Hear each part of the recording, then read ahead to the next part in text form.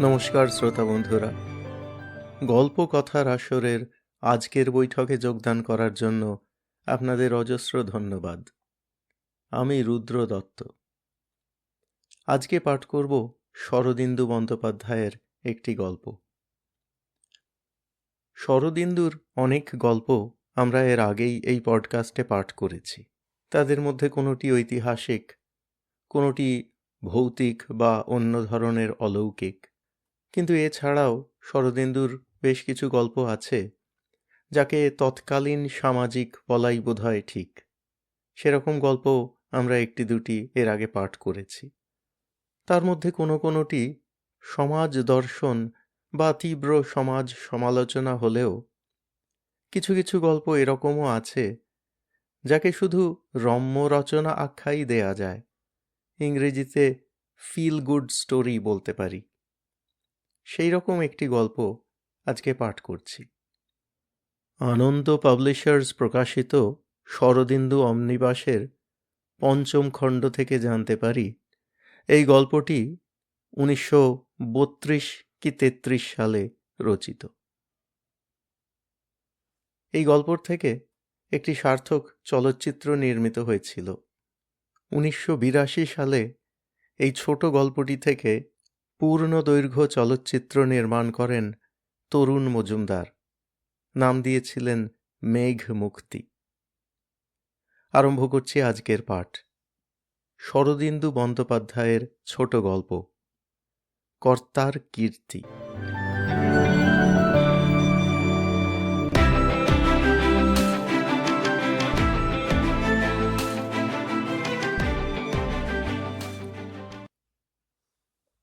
বর্ধমান জেলার ধনী ও বনিয়াদি জমিদার বাবু ঋষিকেশ রায় তাহার জ্যেষ্ঠ পুত্র হেমন্তকে বাড়ি হইতে দূর করিয়া দিয়াছিলেন।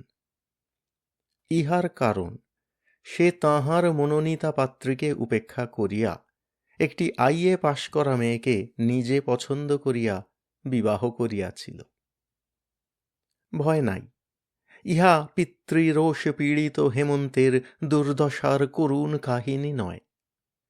হেমন্তকে শেষ পর্যন্ত অর্থাভাবে স্ত্রীপুত্রকে পথে বসাইয়া উদ্বন্ধনে প্রাণত্যাগ করিতে হয় নাই। বিবাহের পূর্বে সে কলিকাতার একটা বড় কলেজে অধ্যাপনার কাজ পাইয়াছিল। তাহা ছাড়া পরীক্ষার কাগজ দেখিয়া ও ঘরে বসিয়া শিক্ষকতা করিয়াও যথেষ্ট উপার্জন করিত। সুতরাং পিতা ত্যায্যপুত্র করিয়া ঘরের বাহির করিয়া দিলেও অর্থের দিক দিয়া অন্তত তাহার কোনো ক্লেশ হয় নাই। ঋষিকেশবাবুর মতো বদ্রাগী অগ্নিশর্মা লোক আজকালকার দিনে বড় একটা দেখা যায় না। পুরাকালে বদমেজাজি বলিয়া দুর্বাসা মুনির একটা অপবাদ ছিল বটে, কিন্তু তিনিও অকারণে কাহাকেও অভিসম্পাত দিয়াছিলেন বলিয়া আমাদের জানা নাই। ঋষিকেশবাবুর কারণ অকারণের বালাই ছিল না। তিনি সর্বদাই চটিয়া থাকিতেন। শোনা যায় ১৭ বৎসর বয়সে তাহার একবার টাইফয়েড হয়।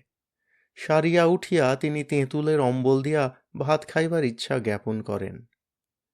ডাক্তারের আদেশে তাহার সে ইচ্ছা পূর্ণ হইল না। ফলে সেই যে তিনি চটিয়া গিয়াছিলেন সে রাগ তাহার এখনো পড়ে নাই। একাদিক্রমে এত বৎসর রাগিয়া থাকার ফলে তাহার গোঁফ সমস্ত পাকিয়া গিয়াছিল এবং মাথার সম্মুখ দিকে চুল উঠিয়া পরিষ্কার ও চিক্কণ হইয়া গিয়াছিল। চক্ষু দুটি সর্বদাই কষায়িত হইয়া থাকিত। রাগের মাত্রা বাড়িয়া গেলে তিনি ঘরের আসবাবপত্র ভাঙিতে আরম্ভ করিতেন। বাড়ির বঙ্গপ্রবণ জিনিসগুলি প্রায় শেষ করিয়া আনিয়াছিলেন। এমন সময় একদিন দৈবক্রমে হাতের কাছে একটা কাঁচের গেলাস পাইয়া প্রথমেই সেটা ভাঙিয়া ফেলিলেন। ইহাতে ইন্দ্রজালের মতো কাজ হইল। কাঁচ ভাঙার শব্দে কর্তার অর্ধেক রাগ পড়িয়া গেল। সেদিন আর তিনি অন্য কিছু ভাঙিলেন না। অতঃপর তাহার রাগের মাত্রা চড়িয়া গেলেই বাড়ির যে কেহ একটা কাচের গেলাস তাহার হাতে ধরাইয়া দিয়া সবেগে প্রস্থান করিত। তিনি সেটা মেঝে আছড়াইয়া ভাঙিয়া ফেলিতেন। এই অভিনব উপায়ে বাড়ির টেবিল, চেয়ার, আয়না, ঝাড় ইত্যাদি দামি আসবাব অনেকগুলি রক্ষা পাইয়াছিল। 2 মাস অন্তর কলিকাতা হইতে 1 গ্রোস করিয়া নূতন কাচের গেলাস আনানো হইত, তাহাতেই কোন রকমে কাজ চলিয়া যাইত। রাগ যখন কম থাকিত তখন তিনি তাহার খাস বেয়ারা গয়ারামকে শুয়ারকা বাচ্চা না বলিয়া স্রেফ হারামজাদা বলিয়া ডাকিতেন। তখন বাহিরের গোমস্তা হইতে ভিতরে গৃহিণী পর্যন্ত স্বস্তির নিঃশ্বাস ফেলিয়া বাঁচিতেন। 2 বৎসর পূর্বে হেমন্ত যখন জানাইল যে সে পিতৃনির্বাচিতা কলাবতী নাম্নী 11 বর্ষীয়া মেয়েটিকে বিবাহ করিবে না, পরন্তু বেতুন কলেজের একটি অষ্টাদশী মাতৃহীনা কুমারীকে বধূরূপে মনোনীত করিয়াছে, তখন কর্তা দ্রুত পরম্পরায় 23টা গেলাস ভাঙিয়া ফেলিলেন। কিন্তু তাহাতেও যখন ক্রোধ প্রশমিত হইল না, তখন তিনি হেমন্তর ঘরে ঢুকিয়া একখানা 6 ফুট লম্বা ভিনিসীয় আয়না পদাঘাতে ভাঙিয়া ফেলিয়া দ্বারের দিকে অঙ্গুলি নির্দেশপূর্বক ঘোর গর্জনে কহিলেন, বেরিয়ে যা এখনই আমার বাড়ি থেকে, এক কাপড়ে বেরিয়ে যা, তোর মতো শুয়ারের মুখ দেখতে চাই না, বলিয়া রেশাধ্বনির মতো একটা শব্দ করিলেন। হেমন্ত সেই যে এক কাপড়ে বাহির হইয়া গেল, তাহার পর আজ পর্যন্ত পিতৃভবনে পদার্পণ করে নাই। হেমন্তর বিবাহের সমস্ত ঠিক হইয়াই ছিল, তাহার মাসির বাড়ি হইতে বিবাহ হইবে। বিবাহের দিন 2 পূর্বে গৃহিণী কাঁপিতে কাঁপিতে কর্তার নিকট গিয়া বলিলেন, আমি কালীঘাট যাব, মানত আছে, শিশিরের সঙ্গে আমায় পাঠিয়ে দাও। রাগী হইলেও ঋষিকেশবাবু অত্যন্ত কূটবুদ্ধি। গৃহিণীর আর্জি শুনিয়া তিনি হ্রেস্বাধ্বনিবৎ শব্দ করিলেন, কটমট করিয়া তাকাইয়া বলিলেন, মানত আছে, শিশিরের সঙ্গে পাঠিয়ে দাও, চালাকি? আচ্ছা, আমি সঙ্গে করে নিয়ে যাচ্ছি, দেখি কেমন কালীঘাটের মানত। গয়া শুয়ারকা বাচ্চা কোথায় গেল? গৃহিণী চক্ষে অঞ্চল দিয়া দ্রুত পদে প্রস্থান করিলেন। গয়া দ্বারের বাহিরে 1 গেলাস শরবত হাতে লইয়া দাঁড়াইয়াছিল। ঘরে ঢুকিয়া কর্তার হাতে দিতেই তিনি সেটা দেয়ালে মারিয়া ভাঙিয়া ফেলিলেন। সগর্জনে বলিলেন, ম্যানেজারকে ডাক। ম্যানেজার আসিলে তাহাকে হুকুম দিলেন, খেড়কি আর সদর দেউড়িতে 4টে করে খোট্টা দারোয়ান বসাও, বুড়ি না পালায়, আর গয়া হারামজাদা তামাক দিয়ে যাক। হারামজাদা শুনিয়া সকলে বুঝিল গৃহিণীর চক্রান্ত ধরিয়া ফেলিয়া কর্তা মনে মনে খুশি হইয়া উঠিয়াছেন। গৃহিণীর কালীঘাটে পূজা দিতে যাওয়া হইল না। ওদিকে হেমন্তর বিবাহ হইয়া গেল। ইহার পর 2 বৎসর কাটিয়াছে। গৃহিণী বাড়ির মধ্যে নজরবন্দি আছেন। 1 দিনের জন্যও কোথাও যাইতে পান নাই। এমনকি ভগ্নিপতির অত বড় অসুখেও তাহাকে বোনের বাড়ি যাইতে দেওয়া হয় নাই। কিন্তু শিশিরকে বাড়ির মধ্যে অন্তরীণ রাখা শক্ত। সে কলেজে পড়ে, তাই বাধ্য হইয়া তাহাকে কলিকাতায় মাসির বাড়ি থাকিতে দেওয়া হইয়াছে। যা হোক, ঋষিকেশবাবু তাহাকে ডাকিয়া শাসাইয়া দিয়াছেন যে কোনো দিন যদি সে হেমন্তর বাড়িতে যায় কিংবা তাহার সহিত বাক্যালাপ করে, তাহা হইলে তাহাকেও তিনি ত্যায্যপুত্র করিয়া বাড়ি হইতে দূর করিয়া দিবেন। কিন্তু সম্প্রতি কয়েকদিন হইতে বাড়ির মধ্যে ভিতরে ভিতরে কি একটা ষড়যন্ত্র চলিতেছে, কর্তা তাহা বেশ বুঝিতে পারিয়াছেন। গত শনিবার শিশির আসিয়াছিল। সে মার কানে ফুসফুস করিয়া কি বলিয়া গেল, সেই অবধি গৃহিণী অতিশয় চঞ্চল ও বিমনা হইয়া বেড়াইতেছেন। গৃহকর্মে তাহার মন নাই। একদিন ক্রন্দনরত অবস্থায় কর্তার কাছে ধরা পড়িয়া গিয়াছেন। কিন্তু বহু উৎপীড়ন ও তর্জন করিয়াও কর্তা ভিতরের কথা কিছুই বাহির করিতে পারেন নাই। তাহার সকল প্রশ্নই গৃহিণী উদাস মৌনব্রত অবলম্বন করিয়া সহ্য করিয়াছেন। তাহাতে আর কিছু না হোক, বাড়িতে কাচের গেলাসের সংখ্যা ভয়ানক দ্রুত কমিয়া আসিতেছে। একে তো এই রূপ অবস্থা, তাহার উপর আজ সকালে উঠিয়াই কর্তা একেবারে সপ্তমে চড়িয়া গিয়াছেন। হতভাগ্য সরকার সকালবেলা হুকুম লইতে আসিয়া কর্তার সম্মুখেই হাঁচিয়া ফেলিয়াছিল। আর যায় কোথা, কর্তা একেবারে হুঙ্কার দিয়া উঠিলেন, বেয়াদব, উল্লুক কোথাকার, এত বড় আস্পর্ধা, গয়া শুয়ারকা বাচ্চা কোথায় গেল? সরকার তো প্রাণ লইয়া পলায়ন করিল, কিন্তু কর্তার সে রাগ সমস্ত দিনে পড়িল না। আজ কিনা সন্ধ্যার সময় আবার শিশির আসিল। নিজের বসিবার ঘর হইতে তাহার গলার আওয়াজ শুনিতে পাইয়া কর্তা তাহাকে ডাকিয়া পাঠাইলেন। শিশির ঘরে ঢুকিতেই তিনি আরম্ভ করিলেন, তুই হেমন্তর বাড়িতে যাস? সত্যি কথা বল হতভাগা, নইলে আজ তোকে মেরেই খুন করব। 20 বছরের ছেলে শিশির পিতার মুখের পানে হতবম্ব হইয়া তাকাইয়া রহিল। তাহার প্রশ্নের হাঁ না কোনো উত্তরই দিতে পারিল না। ঋষিকেশ তাহার কণ্ঠস্বর তারা গ্রামের ধৈবতে তুলিয়া বলিলেন, কার হুকুমে তুই সেখানে গিয়েছিলি রে পাজি নচ্ছার? কি বলেছিলাম তোকে আমি? আমার হুকুম হুকুম নয় বটে। শিশির গোঁজ হইয়া দাঁড়াইয়া রহিল। ঋষিকেশ বাবু এক পদাঘাতে জ্বলন্ত কলিকা শুদ্ধ গড়গড়াটাকে দূরে ফেলিয়া দিয়া বলিলেন, কি করতে তুই গিয়েছিলি সেখানে বল আমাকে। আজ তোরই একদিন কি আমারই একদিন? নিজের মার কাছে এসে ফিসফিস করে কি বলেছিস? বল শিগগির হতভাগা, নইলে গাছে বেঁধে তোর গায়ে জল বিচ্ছুটিতে হব। শিশির ভিতরে ভিতরে মরিয়া হইয়া উঠিল। সে দুহাত শক্তভাবে মুঠি করিয়া বলিল, আমি এখন থেকে দাদা বৌদির কাছেই থাকবো ঠিক করেছি, আর আর মাকেও তাঁদের কাছে নিয়ে যাব। ঋষিকেশবাবু একেবারে লাফাইয়া দাঁড়াইয়া উঠিলেন, কি এত বড় আস্পর্ধা? শিশির গোঁ ভরে বলিয়া চলিল, আমাকে থাকতেই হবে, বৌদির শরীর খারাপ, তার তার ছেলে হবে। ঋষিকেশ আবার চিৎকার করিবার জন্য হাঁ করিয়াছিলেন, সেই অবস্থাতেই হঠাৎ বসিয়া পড়িলেন। সংবাদটা পরিপাক করিতে মিনিট খানেক সময় লাগিল।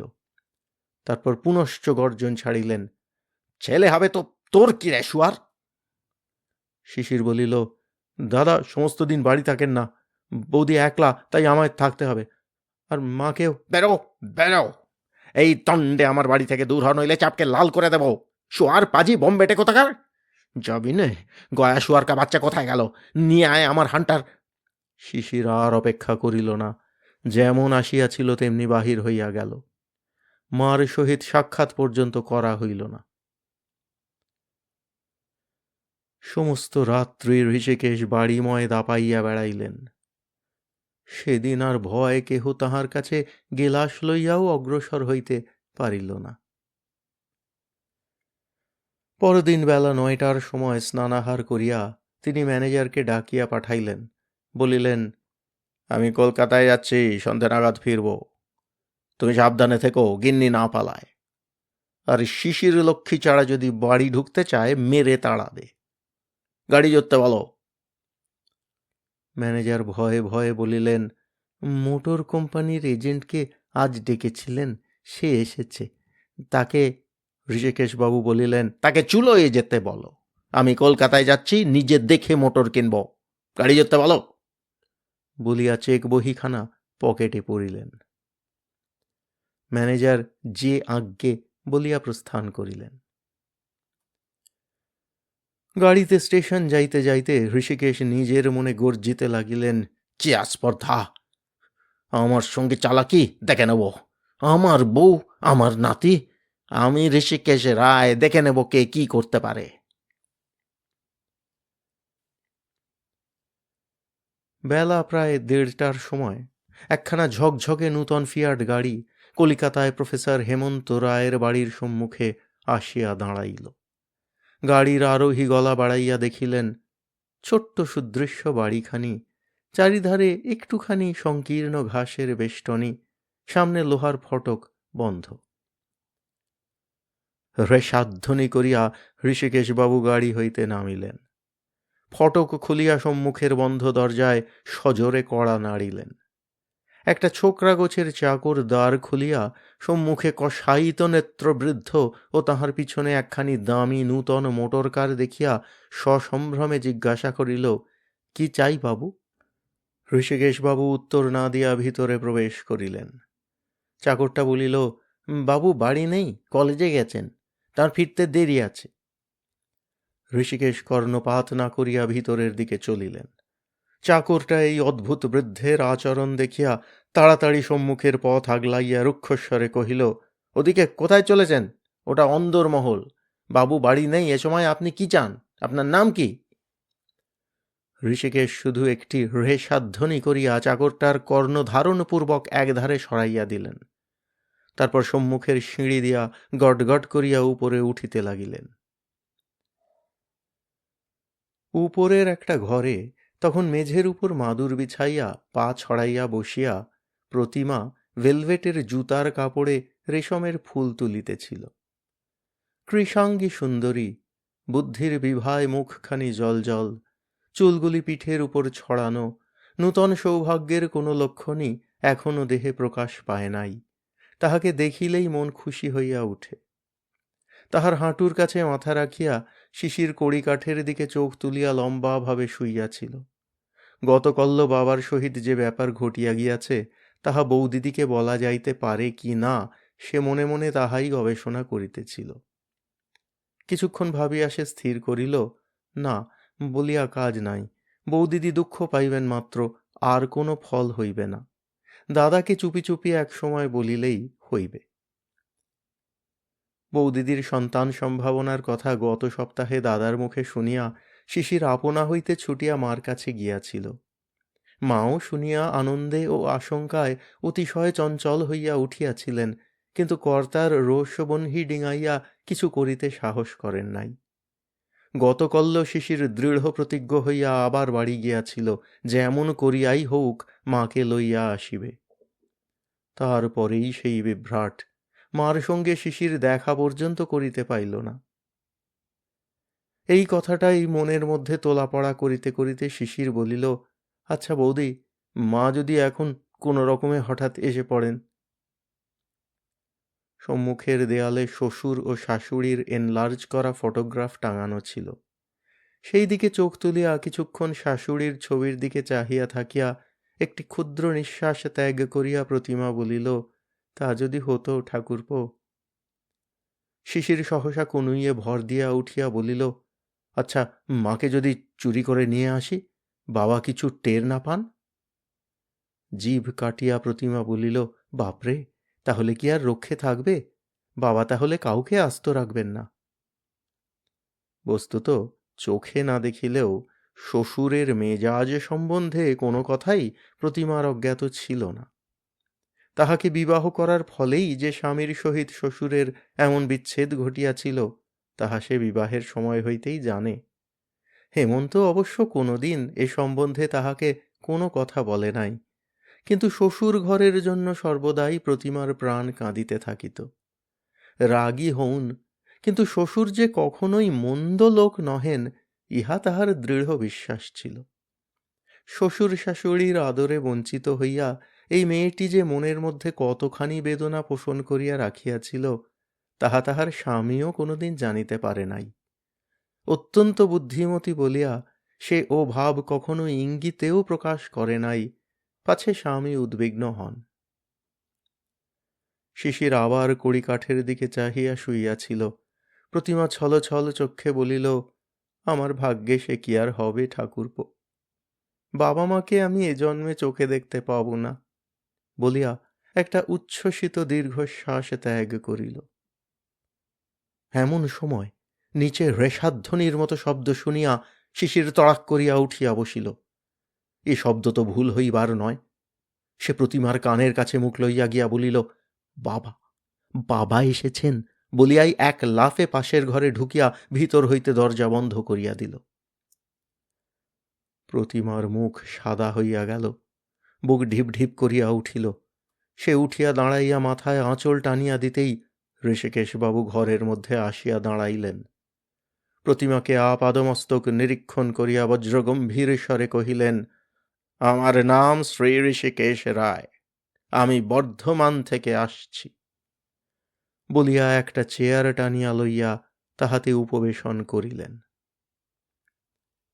এইখানে প্রতিমা একটু অভিনয় করিল। মনে যে ভয়ের সঞ্চার হইয়াছিল তাহা জোর করিয়া চাপিয়া সে সচকিতে ফিরিয়া মুখের ঘোমটা সরাইয়া দিল। বিস্ময়, আনন্দ, ভক্তি, লজ্জা মিশ্রিত চক্ষে ঋষিকেশবাবুর মুখের দিকে এক মুহূর্ত চাহিয়া থাকিয়া অর্ধস্ফুট স্বরে উচ্চারণ করিল, বাবা। তারপর গলায় আঁচল দিয়া তাহার পায়ের উপর মাথা রাখিয়া প্রণাম করিল। অগ্ন্যুদ্গারী ভিসুভিয়াসের মাথার উপর উত্তর মেরুর সমস্ত বরফ চাপাইয়া দিলে কি ফল হয় বলিতে পারি না। ঋষিকেশ বাবুরও মুখের কোনো ভাব পরিবর্তন দেখা গেল না। তিনি ক্ষীণভাবে একটু হ্রেষাধ্বনি করিয়া বলিলেন, তুমি আমার পুত্রবধূ? তোমার নাম কি? আমার নাম প্রতিমা বলিয়া সে তাহার পায়ের কাছেই বসিয়া পড়িল। এইটুকু অভিনয় করিয়াই তাহার উরু দুটা থরথর করিয়া কাঁপিতেছিল। ঋষিকেশবাবু চাহিয়া দেখিলেন, হাঁ, নাম সার্থক বটে। বধূর মুখ দেখিলে চোখ জোড়াইয়া যায়। শুনিয়াছিলেন বধূ আইএ পাস, কিন্তু কই, তাহার আচরণে বিদ্যাভিমানের কোনো চিহ্নই তো নাই। তিনি এক দর্পিতা তীক্ষ্ণ ভাসিনী যুবতী মনে মনে কল্পনা করিয়া রাখিয়াছিলেন। কিন্তু এ কি? ঋষিকেশবাবু মনে মনে একবার হ্রেষাধ্বনি করিলেন, কিন্তু তাহা পুত্রদের উদ্দেশ্যে। হতভাগারা তাহাকে বলে নাই কেন?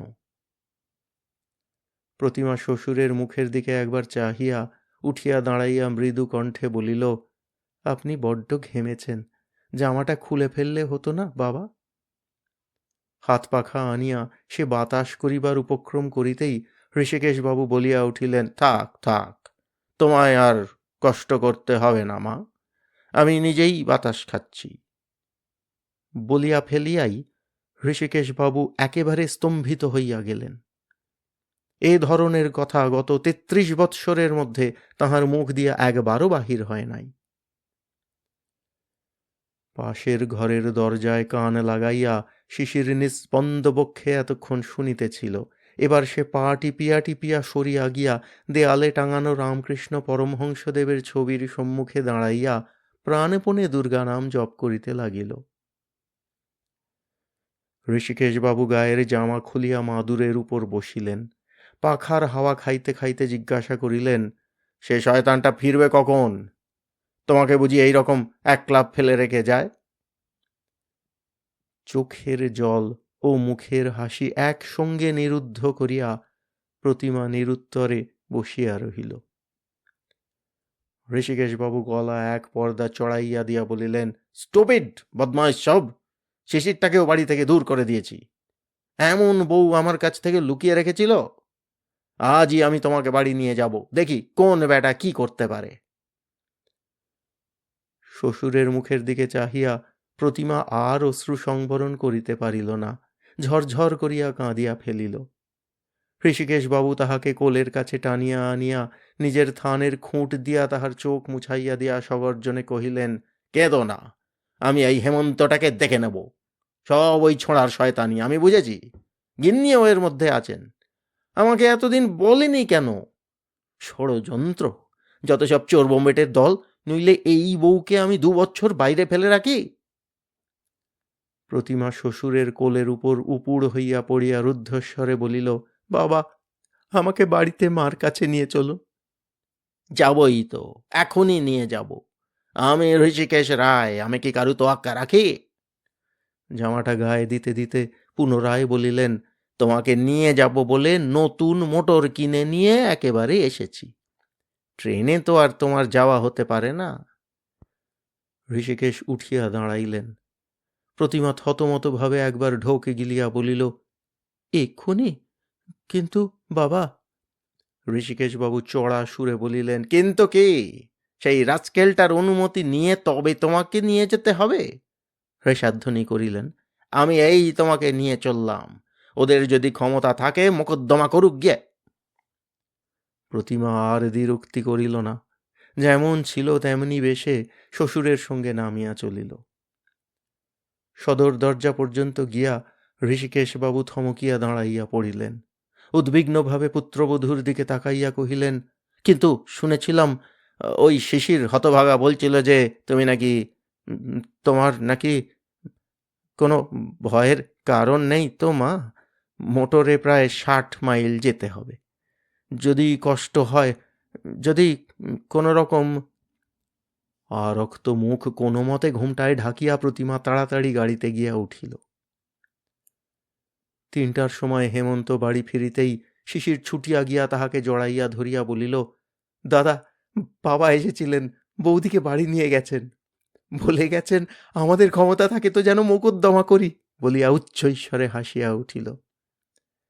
ভাইয়ের কাছে সমস্ত আদ্যপান্ত শুনিয়া হেমন্ত স্মিত মুখে বলিল, সব তো তুইই করলি, এখন আমি কি করব, উপদেশ দে। অতঃপর দুই ভাইয়ে আধ ঘণ্টা ধরিয়া পরামর্শ করিয়া বিকাল 5টার গাড়িতে বর্ধমান রওনা হইল। রাত্রি 8টার সময় বৌমার তত্ত্বাবধান করিবার জন্য অন্দরে প্রবেশ করিয়া কর্তা দেখিলেন দুই ভাই হেমন্ত ও শিশির মায়ের ঘরের মেঝে আহারে বসিয়াছে। গৃহিণী সম্মুখে বসিয়া খাওয়াইতেছেন এবং নববধূ একখানা রেকাবি হস্তে দ্বারের পাশে দাঁড়াইয়া আছে। ঋষিকেশবাবু ভীষণ ভ্রুকুটি করিয়া কহিলেন, এ দুটোকে কে বাড়ি ঢুকতে দিলে? নিশ্চয়ই খিড়কি দিয়ে ঢুকেছে। আস্পর্ধা! এখনই ওদের বেরিয়ে যেতে বলো। হেমন্ত ও শিশির কথা কহিল না, হেঁট মুখে আহার করিতে লাগিল। গৃহিণী বলিলেন, কেন যাবে? যাবে না, আর যায় যদি বৌমাকে নিয়ে যাবে, আমিও যাব, দেখি তুমি কি করে আটকাও।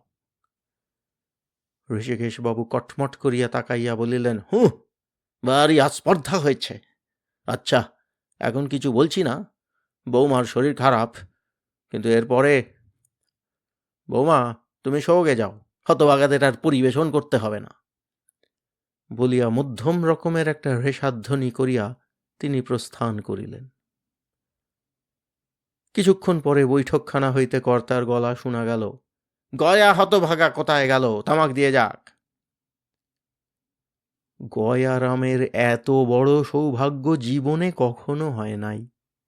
সে নববধূ ঠাকুরানীর পায়ের কাছে ঢিপ করিয়া একটা গড় করিয়া বাহিরে ছুটিল।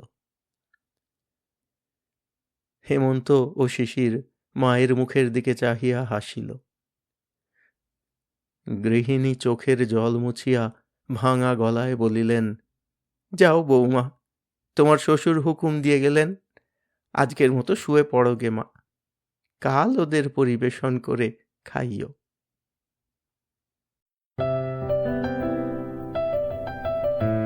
আপনাদের মতামত আমাদের জানাতে ভুলবেন না কিন্তু শ্রোতা বন্ধুরা। আমাদের ওয়েবসাইট golpokothar.asor.org GOLPOKOTHARASOR.org